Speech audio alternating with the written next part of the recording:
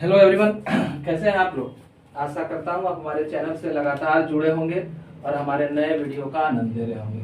आज हम लोग क्लास 12th के लिए खाद्य उत्पादन में वृद्धि और कार्यनीति चैप्टर से सिंगल सेल प्रोटीन के बारे में जानेंगे, है ना। तो सिंगल सेल प्रोटीन नाम में क्या लिखा हुआ है, सिंगल एकल कोशिका प्रोटीन। जनरली यहाँ पर हम लोग सूक्ष्म जीव का उपयोग जो है अगर पोषण के लिए करते हैं तो वही क्या कहलाता है, सिंगल सेल प्रोटीन। ऐसा नहीं मान लेना है कि एक कोशिका का प्रयोग हम लोग कर रहे हैं, हमें ये मान के चलना है कि सूक्ष्म जीव का प्रयोग अगर हम लोग पोषण के लिए करते हैं तो वो एससीपी के अंतर्गत आता है ना। तो यहाँ पर हम लोग इस पोषण का प्रयोग मानव के लिए और जंतु दोनों के लिए हम लोग करते हैं एससीपी का। एससीपी में बहुत सारे कैटेगरी है, जैसे एक ईस्ट हो गया, स्पाइरुलिना है। और खासियत तो ये है कि सिंगल सेल प्रोटीन हम लोग बहुत सारे प्रोटीन प्रोडक्ट को खाते हैं, जैसे पल्सेस दाल हो गया, है ना।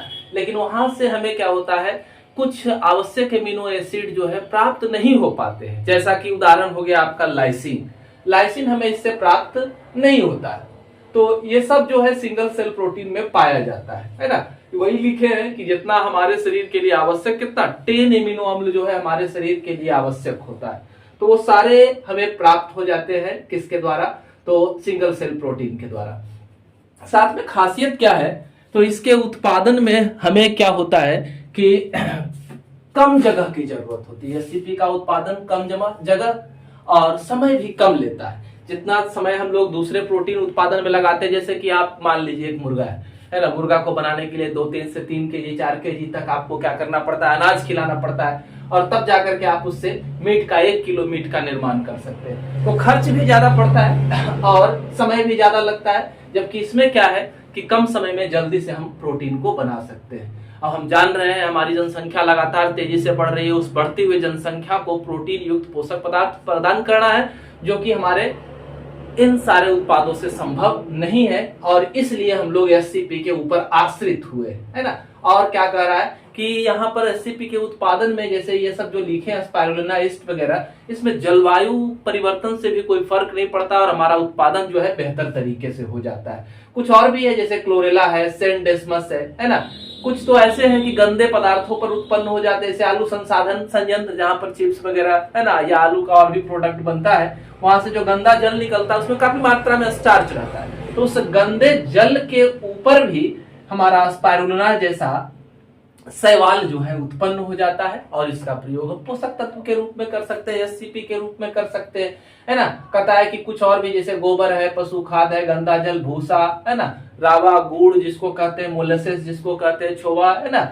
तो वो सब के ऊपर भी जो है ये हमारा सिंगल सेल प्रोटीन उत्पन्न हो सकता है और काफी तेजी से ग्रो कर सकता है। कहता है सिर्फ प्रोटीन के लिए ही हम एससीपी पर आश्रित नहीं है, सिंगल सेल प्रोटीन पर, एकल कोशिका प्रोटीन पर, ये हमें कार्बोहाइड्रेट, विटामिन, वसा और खनिज भी खूब मात्रा में प्रदान करता है। यानी हमारे सारे पोषक तत्व हमें जो है वो मिल जाते हैं इससे।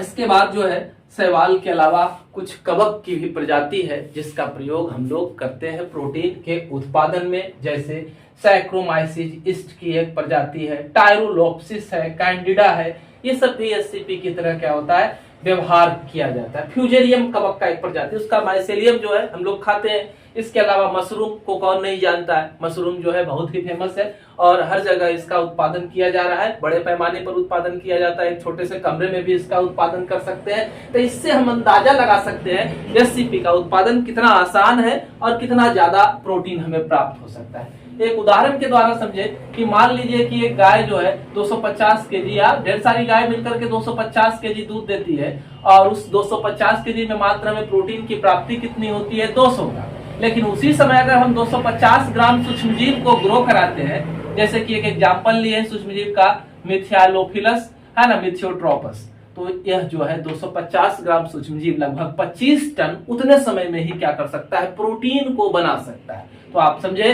कि कितना ज्यादा फायदा हमें एससीपी के उत्पादन से। अगर अभी तक आपने हमारे चैनल को सब्सक्राइब नहीं किया है, चैनल को सब्सक्राइब करेंगे, कमेंट बॉक्स में वीडियो कैसा लगा बताएंगे। धन्यवाद। इसी तरह से हमारा एससीपी प्रोजेक्ट कंप्लीट हुआ। धन्यवाद।